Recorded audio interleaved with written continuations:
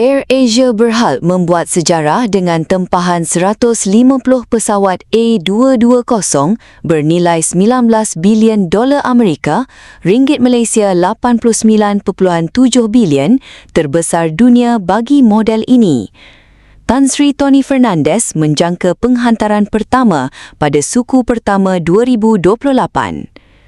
Beliau yang juga Ketua Pegawai Eksekutif Capital A berkata, perolehan pesawat A220 itu akan membuka peluang kepada AirAsia untuk memasuki pasaran dan laluan baharu yang sebelum ini tidak ekonomik menggunakan pesawat sedia ada.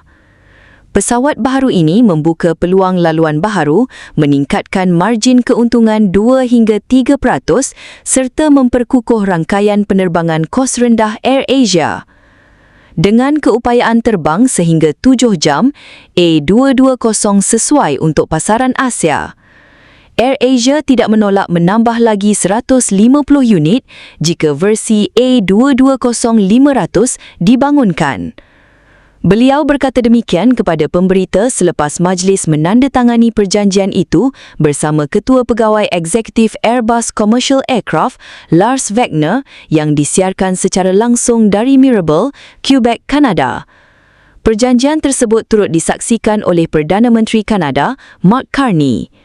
Kerjasama jangka panjang dengan Airbus terus menjadi asas kejayaan AirAsia membina rangkaian penerbangan kos rendah terbesar di rantau ini.